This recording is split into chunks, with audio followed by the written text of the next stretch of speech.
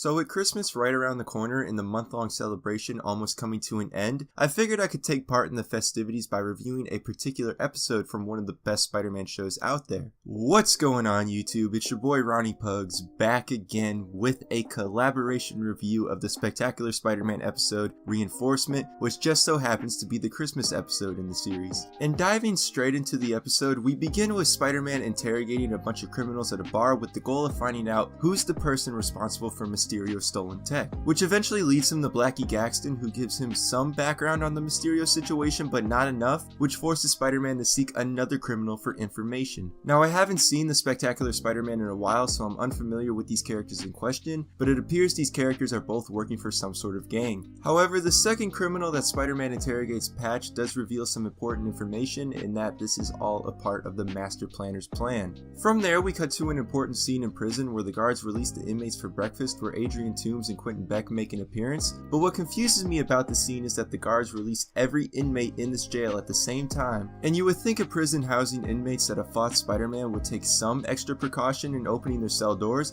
but they don't, and it turns out both Toomes and Beck have escaped prison along with Sandman and Rhino, which cuts us to a meeting between multiple Spider-Man villains including Electro and Doc Ock, who I was never really a fan of in the series, and also Cletus Cassidy, who delivers a small cameo during this scene. I gotta say it's kinda weird seeing Electro in costume after playing Spider-Man PS4 because the design is very similar to what we see Doc Ock wear in game, but there still is slight variation in design. And during this scene, another Spider-Man villain who's playing Substitute in this episode, Kraven the Hunter, appears to break Electro free, and I gotta say this is probably my least favorite incarnation of Kraven ever. Moving on from that, we get a nice scene at the Rockefeller Center featuring Peter and his classmates where he tries his best not to show off his spider powers, and I do think if Silk existed at the time she would shine during this scene, but nonetheless this is an alright scene, but I do feel like there should be more skaters during this part, especially since it's the holidays. And while Peter is out having fun, we find out where all the escaped villains end up, which is meeting with the Master Planner in an attempt to form a new Sinister Six. I gotta say it's kind of odd seeing Vulture in colors other than green, but I do think the black and red design looks good here, and I also get a lot of Spider-Man Homecoming vibes from this scene, especially with Vulture and Tinkerer working together. So after the reveal of the new Sinister Six, we're brought back to nighttime at the Rockefeller Center where Peter deals with both personal and Spider-Man drama, because not only is Peter having girl troubles, but in Spider-Man PS4 fashion, Vulture and Electro team up attacking the ice skaters, which leaves Peter Parker with no other option than to defend his classmates. I do enjoy this fight, but it seems odd to me that Rhino was able to get that close to the point where he can sense Spider-Man without causing any disturbance.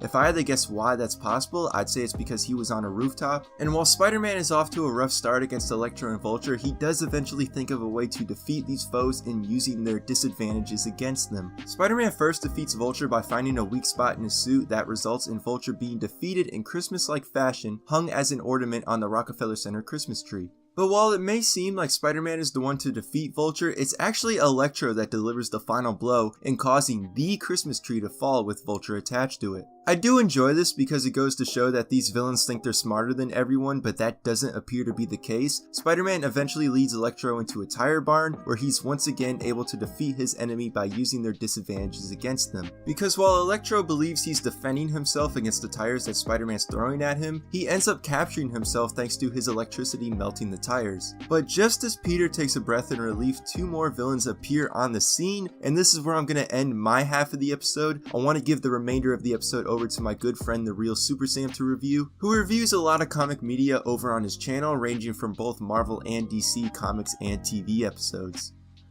Hello everybody, it is me, the Real Super Sam, and thank you so much to my friend RonnyPugs for allowing me to come on his channel and do a collab with him. In my opinion, Spectacular Spider-Man is the best Spider-Man cartoon, and the thing that makes it stand out the most to me is the villains. The Sinister Six episodes are always a treat to watch, and especially the Christmas-themed one, since Christmas is my favorite holiday too.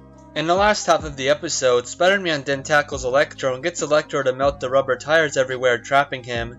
Thinking it's over, suddenly Sandman and Rhino show up and start fighting. I love how Sandman and Rhino reference that it's like they're partners before they got superpowers. Out of the Sinister Six on the show, Sandman has to be my favorite character. I love what he says. He is obviously enjoying being a criminal and playing with his powers, and that makes him the most entertaining to watch. The way Spider-Man beats Rhino is funny, tricking him into standing on thin ice, and he stops Sandman by freezing him. Next, Spider-Man sees Dr. Octopus and Shocker, confirming tonight on Christmas Eve, the Sinister Six have returned. But as he gets closer, they vanish because it was a Mysterio illusion, and Spidey must now face the two newest villains on the show, Mysterio and Kraven the Hunter. They fight in a mall and Mysterio brings back his little Razorbat friends to attack Spidey. Eventually, Kraven gets knocked out and Mysterio gets webbed up. And at the end, the Master Planner reveals that everyone has escaped except Mysterio. Doc Ock's mechanical arms break into Ravencroft and carry him away, leaving the episode on a cliffhanger. The last scene is Christmas morning as Peter Parker gives Aunt May a picture of Uncle Ben, celebrating the first Christmas without him. There's a lot of jokes relating to Christmas that made the episode funny. I especially liked them joking that Spider-Man did with Sandman and Rhino, two of my favorite villains from the show. At the start, the Master Planner references the Sinister Seven, which is what he said he wanted, but I think he just wanted to distract Spidey Christmas Eve night, because that would explain why the Six tackled him two at once and not all at once, which is a smarter move, which is what they did last time. I have to end off by saying Sandman and Rhino were my favorite team up, and Mysterio and Kraven were my least favorite team up. Thank you for having me, Ronnie. This was great, especially for a Christmas themed episode. Thank you everyone for watching.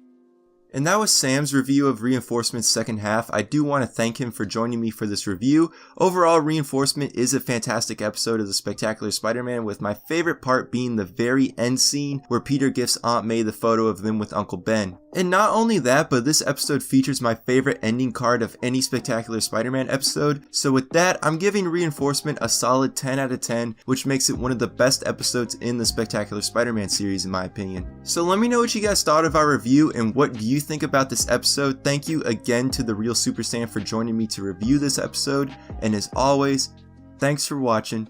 Be sure to subscribe, follow my social medias, and I will see you guys again in my next video.